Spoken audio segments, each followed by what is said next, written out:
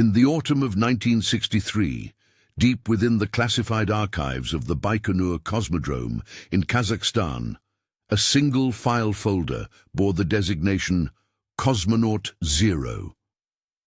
The name appeared nowhere in official Soviet space program records. No photographs existed in the standard personnel files. No biography graced the walls of the cosmonaut training facility in Star City. Yet according to fragmentary documents discovered years later during a routine archive transfer, this individual had been launched into space exactly 17 days before Valentina Tereshkova became the first woman in space aboard Vostok 6. The discovery came to light in 1967 when archive clerk Mikhail Volkov was transferring medical records from the old storage facility to the new complex. Among boxes of routine paperwork, he found a sealed envelope marked with a classification level higher than his clearance permitted. Inside were medical examination reports, psychological evaluations, and training records for someone identified only as Subject 0 or Cosmonaut 0. The dates on these documents preceded all known Soviet space missions by several months. What made these documents particularly unsettling was their clinical precision. Unlike the celebratory tone found in files of known cosmonauts, these papers read like autopsy reports. Detailed measurements of bone density, muscle mass, and neural response patterns filled page after page. Psychological evaluations noted acceptable dissociation levels and minimal emotional attachment to terrestrial concerns. Most disturbing were the recurring references to pre-launch conditioning that involved methods not documented in any standard cosmonaut training manual. The medical examinations were signed by Dr. Elena Kozlova, a name that appeared nowhere in the official roster of space program medical personnel. Her signature, however, matched handwriting samples found in other classified files related to what internal documents called preparatory human studies. These studies, according to fragmentary notes discovered later, focused on the physiological and psychological effects of complete isolation from Earth's gravitational field for extended periods.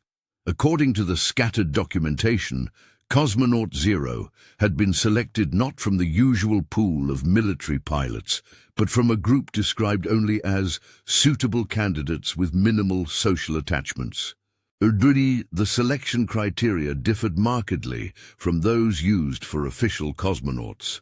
Rather than seeking individuals with strong family ties and community connections who would return as heroes, the program appeared to prioritize subjects who would not be missed if they failed to return at all.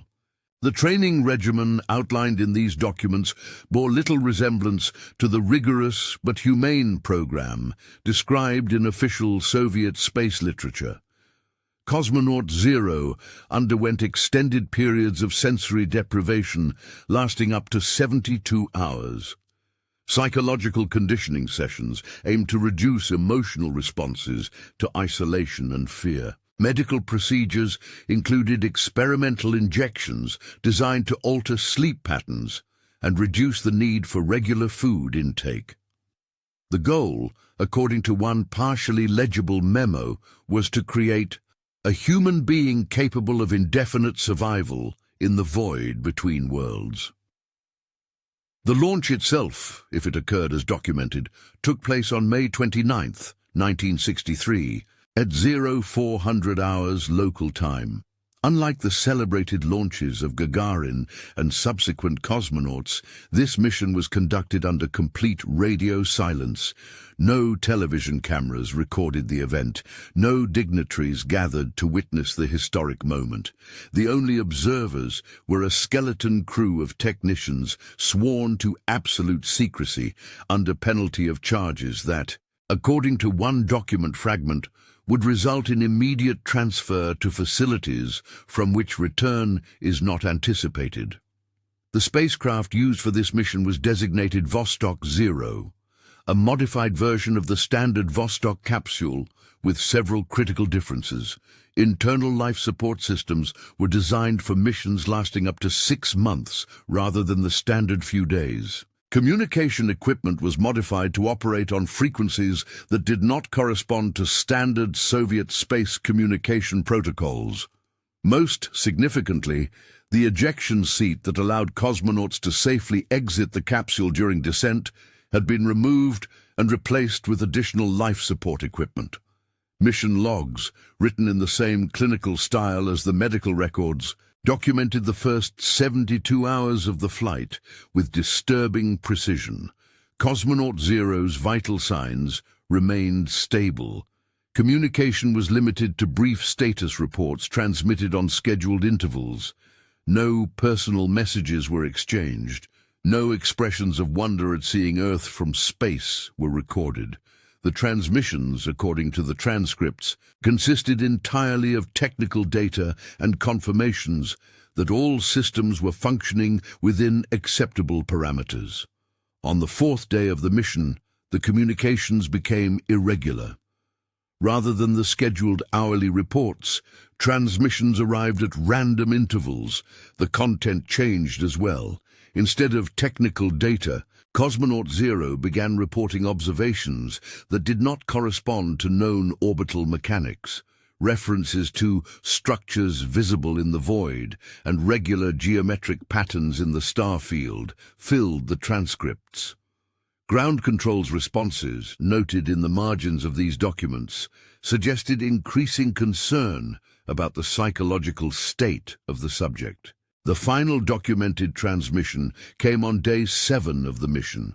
The transcript, partially damaged by water stains that obscured several crucial lines, recorded Cosmonaut Zero's report of successful completion of primary observation objectives. The message concluded with a statement that preparations for extended deep observation were proceeding as planned. Ground Control's repeated attempts to clarify this statement received no response. A notation in a supply manifest dated June 15, 1963, listed emergency rations sufficient for Subject Zero Deep Mission Extension. A requisition for specialized tracking equipment bore a note indicating it was necessary for monitoring extended orbital decay patterns. Most enigmatically, a brief memo dated June 30th referenced successful completion of zero-subject deep observation protocol and authorized commencement of recovery procedures when orbital conditions permit. The recovery procedures, if they were ever implemented, left no clear documentation. The radio frequency fell silent and, according to the notes in the file, remained so for the remainder of the documented mission period. What happened during the weeks that followed exists only in scattered references found in other documents. Archive clerk Volkov, who discovered the original files, reported finding additional folders related to the case during subsequent transfers. These contained what appeared to be debriefing transcripts dated in July of 1963. However, these documents were written in a code that did not match any known Soviet classification system. Attempts to decode them using standard methods proved unsuccessful. The transcripts appeared to be interviews, but the identity of both the interviewer and the subject remained unclear. One document fragment that survived in readable form contained a medical examination report dated July 20th, 1963. The subject was identified only as returned zero subject, and the examination results were unlike anything found in standard cosmonaut medical files. Bone density measurements indicated exposure to zero gravity for periods far exceeding any known Soviet mission duration. Neurological tests showed patterns described as consistent with extended isolation conditioning, but noted unexpected additional variations requiring further study. D. Most disturbing was a note at the bottom of the report stating that subject demonstrates complete retention of mission objectives despite extended exposure to deep observation conditions. The psychological evaluation attached to this medical report painted a picture of someone fundamentally changed by their experience. Standard emotional response tests produced results described as minimal or undetectable. Social interaction assessments noted functional but detached responses to human contact. The evaluating psychologist, Dr. Yuri Petrov, concluded his report with a recommendation that subject be maintained under observation indefinitely and that direct contact with standard personnel be limited to essential interactions only. By autumn of 1963, according to fragmentary administrative records, arrangements had been made for long-term housing of the returned subject at a facility identified only by a numerical designation. The location was not specified in the documents found by Volkov, but requisition records suggested it was somewhere in the remote areas of Siberia. Supplies ordered for this facility included medical equipment, psychological testing materials, and what appeared to be recording devices designed to monitor continuous audio and visual surveillance. The final document in the Cosmonaut Zero file was dated December 31st, 1963.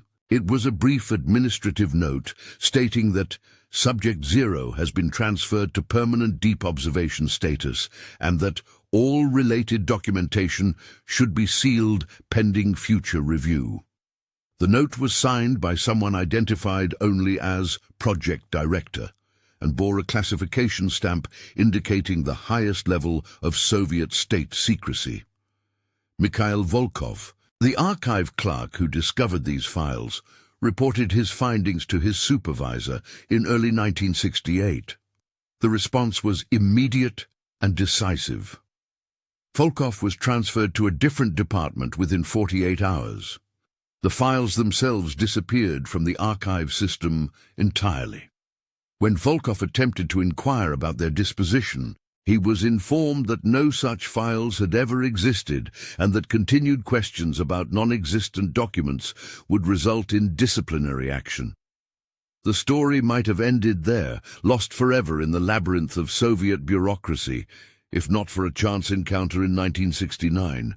A retired medical technician named Anna Sergeyeva, who had worked at various space program facilities during the early 1960s, approached a Western journalist during a brief period of cultural exchange. She claimed to have participated in medical examinations of cosmonauts who never appeared in official records. Her descriptions matched details found in the fragmentary documents that Volkov had briefly possessed. According to Sergeyeva, these unofficial cosmonauts underwent training and missions that bore no resemblance to the celebrated Soviet space program. They were selected for their lack of family ties and social connections rather than their piloting skills or physical fitness. The missions themselves, she claimed, were designed not to achieve specific objectives or advance human knowledge, but to test the limits of human endurance under conditions of complete isolation from Earth and normal human society. Sergeyeva's most disturbing claim involved what she called the ones who came back. According to her account, some of these unofficial missions did result in successful returns to Earth. However, the individuals who returned were fundamentally changed by their experiences. They displayed no emotion, formed no personal attachments, and showed no interest in the world beyond their immediate assigned tasks. They were housed in special facilities where they lived under constant observation, neither prisoners nor free citizens, but something else entirely. The medical examinations Sergeyeva claimed to have performed on these returned individuals revealed physiological changes that she described as impossible but undeniable. Bone density measurements indicated exposure to zero gravity for periods measured in months or years, rather than the days or weeks of official missions. Neurological patterns showed adaptations to isolation that, according to standard medical knowledge, should have resulted in complete psychological breakdown, Instead, these individuals functioned normally, but displayed no recognizable human emotional responses. Most disturbing of all, according to Segeva, was their behavior during medical examinations.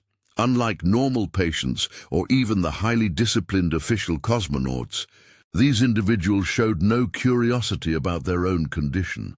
They submitted to examinations with complete passivity, answered questions with minimal responses, and showed no interest in the results. When asked about their experiences during their missions, they provided technical data with mechanical precision, but never volunteered personal observations or emotional reactions. Segeva claimed that she had examined at least 12 of these returned individuals over a period of 3 years. Each examination followed the same pattern. Each subject showed the same physiological anomalies and behavioral characteristics. Each had been on missions that, according to the limited information she could access, had lasted far longer than any officially acknowledged Soviet spaceflight. The cumulative effect of these examinations, she told the Western journalist, had convinced her that the Soviet space program included objectives far beyond those announced to the world.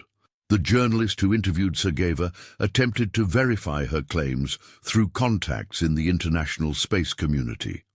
However, the compartmentalized nature of the Soviet program made independent verification impossible. No Western space agencies had any information about unofficial Soviet missions. No defectors from the Soviet space program had ever mentioned such activities. The story remained an unverifiable but compelling account of a hidden aspect of humanity's first steps into space. By 1969, the year when humans first walked on the moon, the Cosmonaut Zero case had become a ghost story whispered in the corridors of Soviet facilities. Workers who had been present during the early days of the space program occasionally made oblique references to cosmonauts who had been launched in secret and never celebrated upon their return. These references were quickly discouraged, and those who persisted in discussing them often found themselves reassigned to less sensitive positions. The technological achievements that followed in the 1970s and beyond overshadowed questions about the early days of space exploration. The world celebrated each new milestone in human space travel, while the files related to Cosmonaut Zero remained buried in archives that, according to some accounts, were deliberately misfiled to prevent future discovery. The individuals involved in the project, from doctors to technicians to administrators, retired or transferred to other positions without ever publicly discussing their experiences. Yet occasionally, in the memoirs of Soviet space program veterans published years later, cryptic references appeared that seemed to acknowledge something beyond the official record. A retired engineer might mention preparatory missions that preceded the celebrated flights. A former medical officer might refer to extended observation studies that provided data crucial to understanding human survival in space. These references were always brief, never detailed, and carefully phrased to avoid direct acknowledgement of any specific individuals or missions. The question of what happened to Cosmonaut Zero, if such a person ever existed, remained unanswered. The documents discovered by archive clerk Mikhail Volkov suggested that someone identified by that designation had been launched into space and had returned fundamentally changed by the experience. The medical technician Anna Segeva's testimony indicated that multiple individuals had undergone similar experiences and were living under permanent observation in undisclosed facilities. If these accounts were accurate, they suggested that humanity's first ventures into space had included experiments on human beings that went far beyond the carefully regulated programs acknowledged by any nation. The subjects of these experiments had been selected not for their qualifications as explorers or representatives of human achievement, but for their expendability and their lack of connections that would make their disappearance noticeable. The psychological conditioning described in the fragmentary documents implied an attempt to create human beings capable of surviving not just the physical challenges of space travel, but the existential isolation of being completely cut off from Earth and human society. The success of this conditioning, if the medical reports were accurate, had produced individuals who survived their missions but returned as something no longer recognizably human in any emotional or social sense. The facilities where these returned individuals were housed, according to Sergeyeva's account, were designed for permanent residence rather than temporary recovery. The subjects were not patients being treated for the effects of their experiences, but specimens being studied for data that might prove useful in future missions. Their lives had become entirely dedicated to serving as sources of information about what humans could endure when pushed beyond all normal limits of isolation and detachment. The broader implications of the Cosmonaut Zero case, if it represented actual events rather than an elaborate fiction, suggested that the early space programs of major nations might have included human experimentation that violated every principle of medical ethics and human dignity.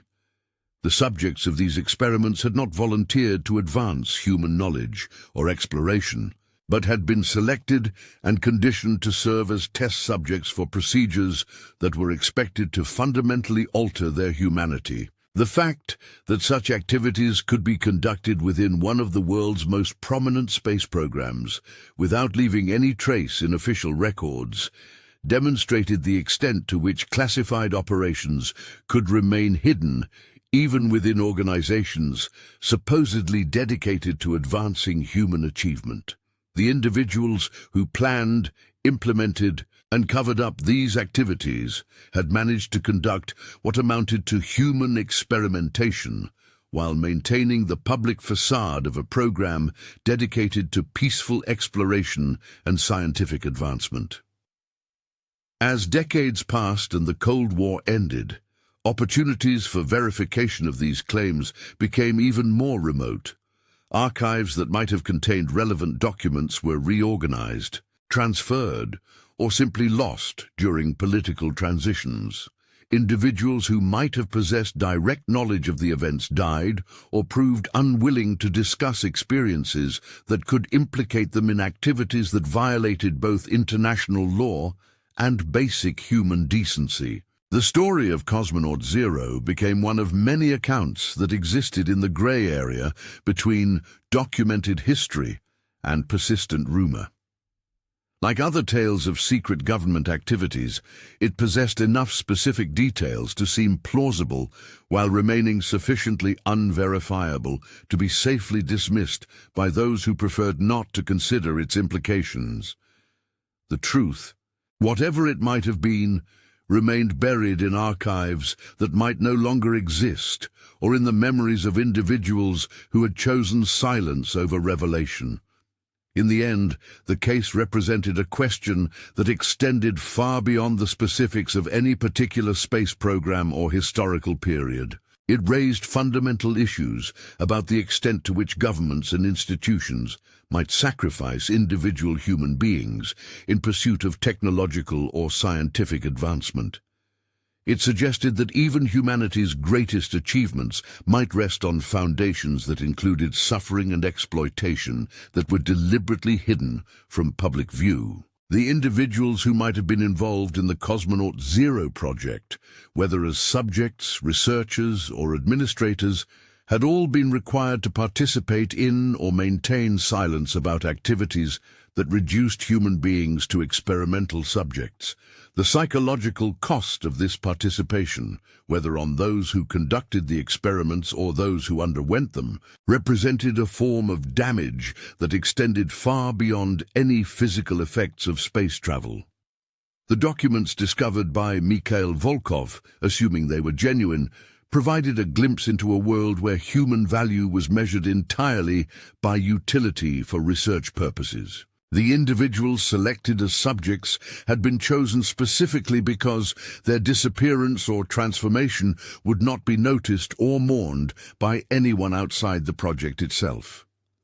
Their isolation had been complete even before they left Earth, making them ideal subjects for experiments in the ultimate form of isolation represented by space travel.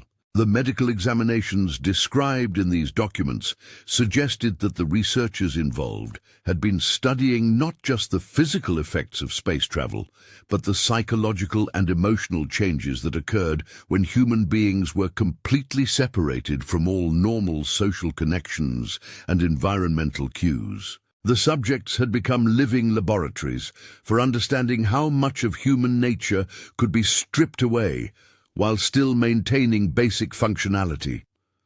The conditioning procedures mentioned in the files indicated systematic attempts to eliminate emotional responses, social attachments, and personal desires that might interfere with the subject's ability to survive extended isolation. The success of this conditioning, as suggested by the examination reports of returned subjects, had produced individuals who were technically alive and functional, but no longer possessed the psychological characteristics that defined normal human existence. The facilities where these returned subjects were housed served as ongoing research sites where the long-term effects of the conditioning could be studied indefinitely.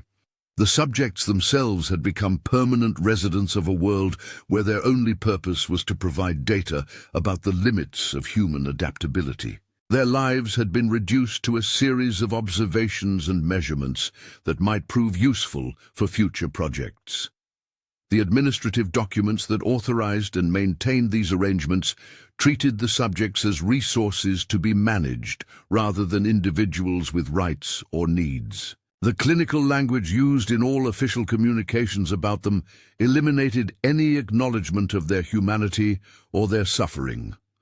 They had been transformed from people with names, histories, and relationships into specimens identified only by numbers and project designations. The medical staff who examined and cared for these individuals worked within a system that required them to ignore the fundamental violation of human dignity that their work represented. Their reports focused exclusively on physiological data and behavioral observations, while carefully avoiding any acknowledgement of the psychological devastation that their subjects had experienced. The price of participation in this system was the surrender of normal medical ethics and human compassion. The technicians and administrators who maintained the facilities and managed the logistics of the project became complicit in a form of imprisonment that was justified entirely by research objectives. Their daily work involved the care and containment of human beings who had been deliberately stripped of everything that made life meaningful or worth living. The psychological cost of this complicity was never acknowledged in any of the documents, but it must have been substantial. The political and military leaders who authorized and funded these activities made decisions that treated human beings as expendable resources in the pursuit of technological advancement. Their calculations weighed the potential benefits of the research against the cost of the subject's humanity and consistently concluded that the research justified any level of suffering or dehumanization. The moral framework that allowed such decisions represented a fundamental corruption of the ideals supposedly served by space exploration. The cover-up that followed the project's completion required the participation of dozens or hundreds of individuals who had knowledge of what had occurred. Their silence was maintained through a combination of threats, career incentives, and psychological mechanisms that allowed them to avoid confronting the full implications of what they had witnessed or participated in. The collective amnesia that resulted eliminated the possibility of accountability or acknowledgement for what had been done. The journalist who interviewed Anna Sergeyeva faced the impossible task of verifying claims about activities that had been designed from the beginning to leave no verifiable trace. The compartmentalized nature of the Soviet system meant that no single individual possessed complete knowledge of what had occurred, while the classification of all relevant documents prevented independent verification of any specific details.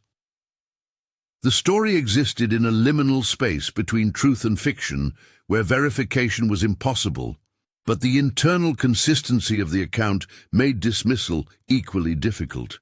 The archive clerk, Mikhail Volkov, who discovered the original documents, had been silenced through bureaucratic mechanisms that made his testimony unreliable, while ensuring that the physical evidence of his claims disappeared completely.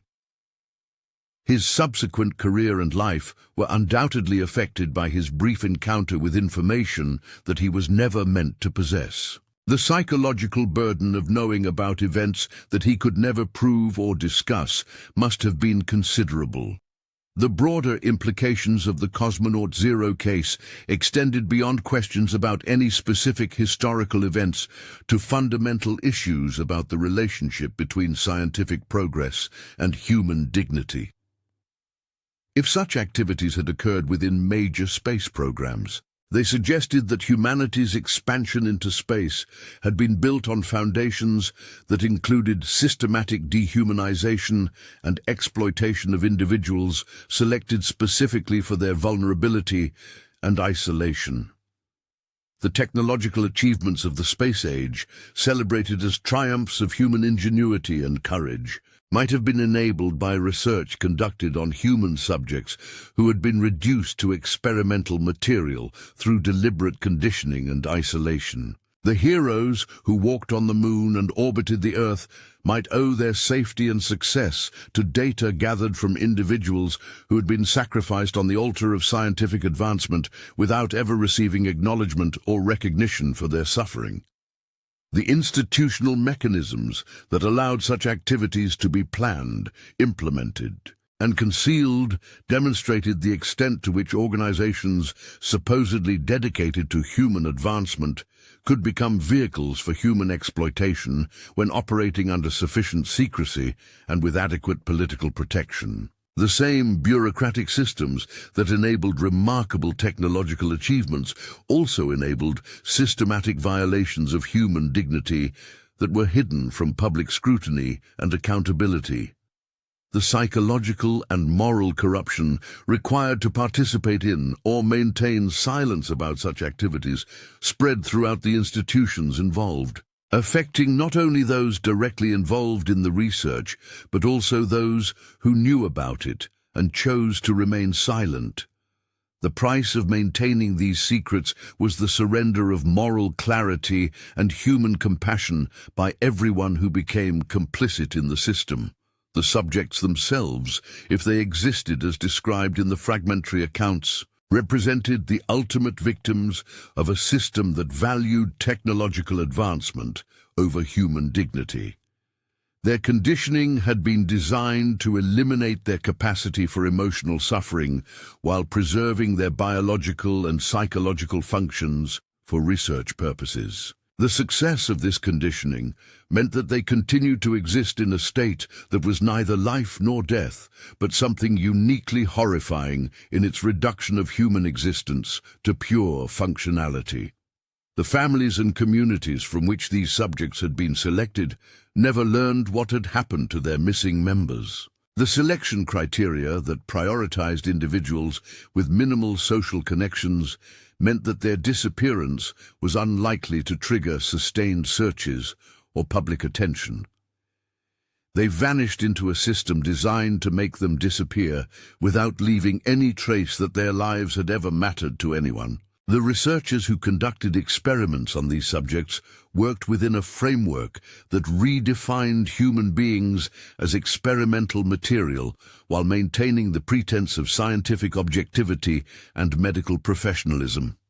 Their reports and analyses treated profound human suffering as data points while carefully avoiding any acknowledgement of the moral implications of their work. The psychological mechanisms that allowed this dissociation between professional function and human conscience represented a form of compartmentalization that enabled systematic cruelty to be conducted under the guise of scientific research. The facilities where these activities took place became laboratories for studying the limits of human endurance and adaptability under conditions of complete isolation and systematic dehumanization. The architecture and operations of these facilities were designed to eliminate any possibility of normal human interaction or emotional connection, while maintaining the biological and psychological functions necessary for ongoing research.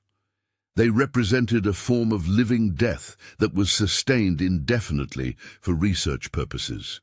The administrative systems that maintained these facilities treated the subjects as inventory to be managed and maintained, rather than individuals with rights or needs.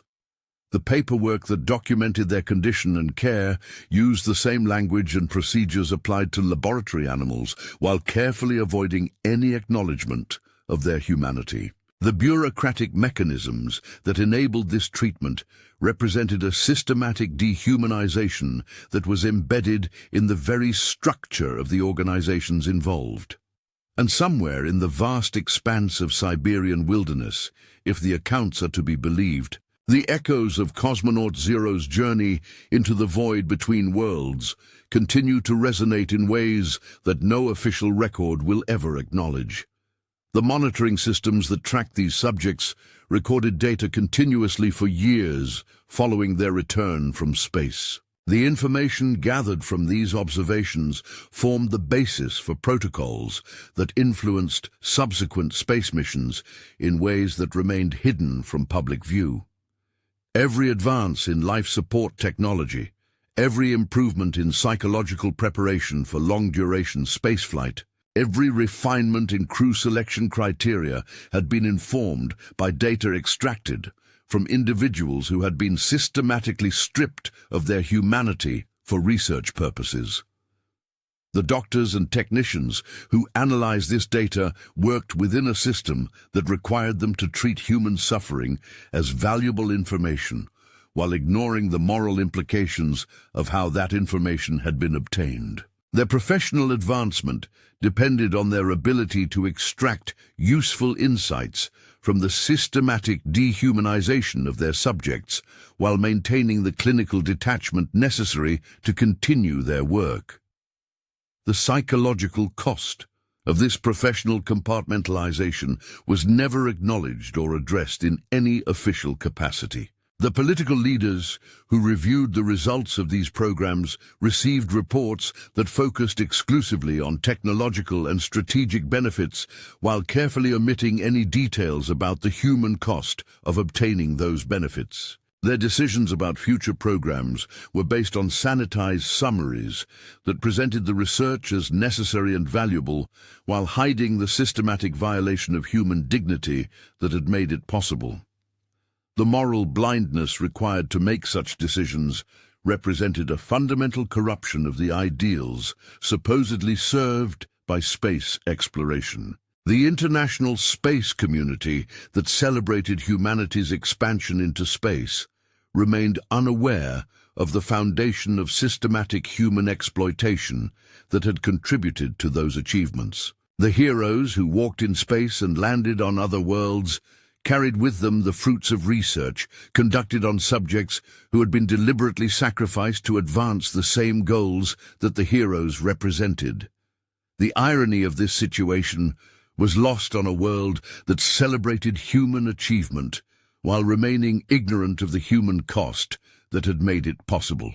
As the years passed and space travel became routine, the need for the type of extreme research conducted on Cosmonaut Zero and others like him gradually diminished. Improved technology and better understanding of space physiology made it possible to achieve the same objectives through less extreme means. The subjects who had survived the early experiments became relics of a phase of research that was no longer necessary, but their continued existence posed ongoing security risks that required permanent management. The facilities that housed these individuals evolved into permanent institutions designed to maintain them indefinitely while preventing any possibility of their knowledge reaching the outside world. The subjects themselves had become living archives of information that could never be released while remaining too valuable to simply eliminate. Their existence represented a permanent burden that the organizations involved would carry indefinitely, requiring ongoing resources and attention to maintain secrecy. The staff who worked in these facilities rotated regularly to prevent the development of personal attachments to the subjects or excessive familiarity with the details of their conditions. This rotation also served to distribute knowledge of the program across a larger number of individuals, making it more difficult for any single person to possess enough information to pose a significant security risk. The psychological impact of this work on the staff was managed through selective recruitment and psychological screening that identified individuals capable of maintaining emotional distance from their charges. The medical care provided to the subjects focused exclusively on maintaining their physical health and psychological stability while carefully avoiding any treatment that might restore their capacity for emotional connection or social interaction. The conditioning that had made them suitable for extreme isolation was maintained through ongoing procedures that prevented any possibility of psychological recovery. Their existence had been reduced to a permanent state of functional isolation that served the security needs of the organizations that controlled them. The research data extracted from these subjects continued to inform space program development for decades, influencing everything from crew selection procedures to spacecraft design without any acknowledgement of its source. The technological advances that resulted from this research contributed to safer and more successful space missions, while remaining forever tainted by the human cost of the research that had made them possible.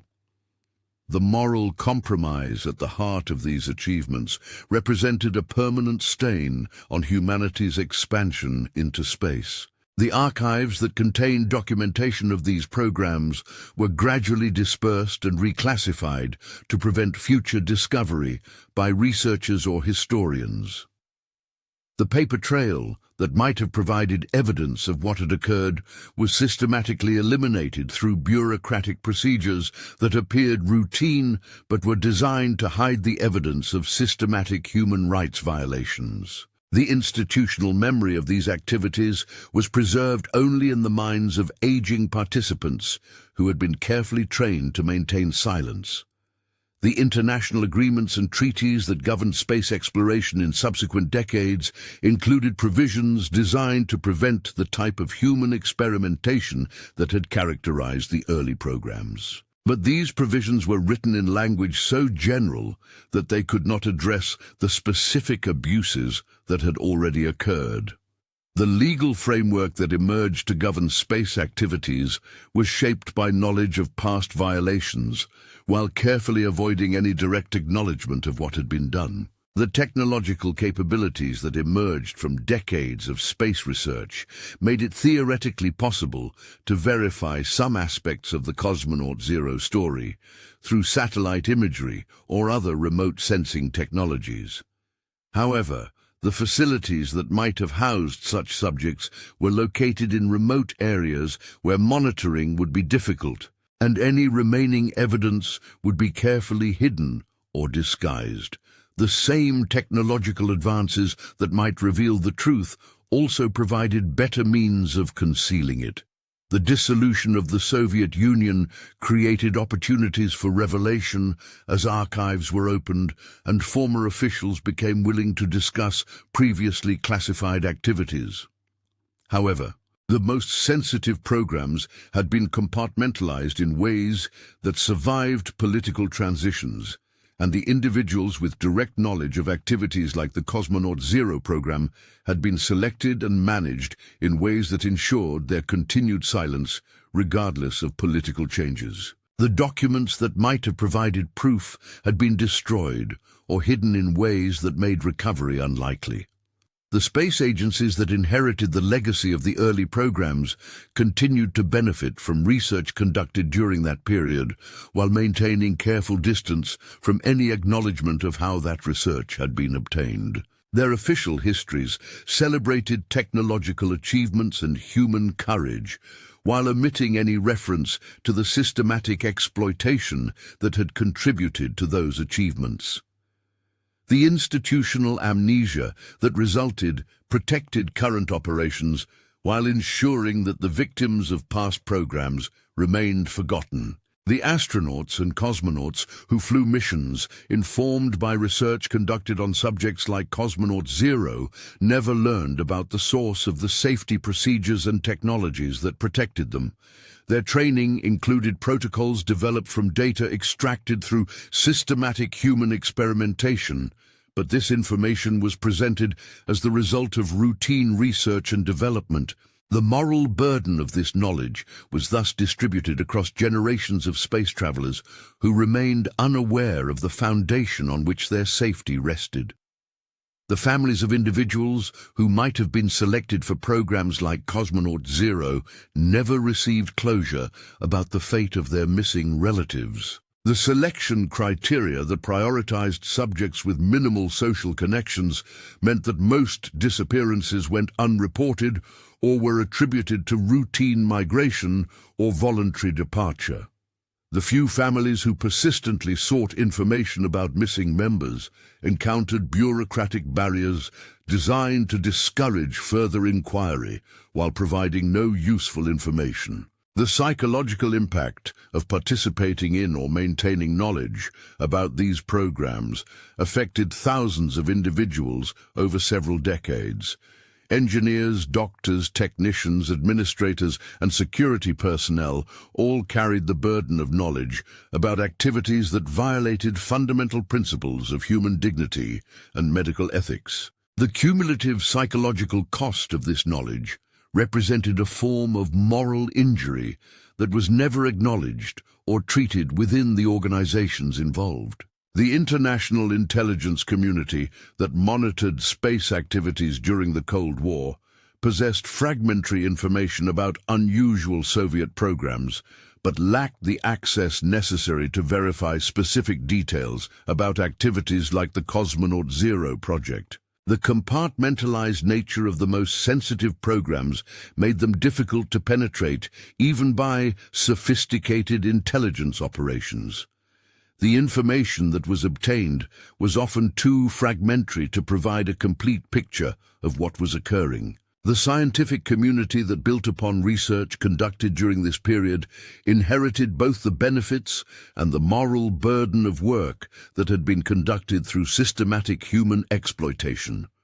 Research papers and technical developments that emerged from space programs incorporated data obtained through methods that violated every principle of research ethics. But this information was presented in ways that concealed its source. The cumulative impact of this morally compromised research on scientific progress represented a permanent stain on human knowledge.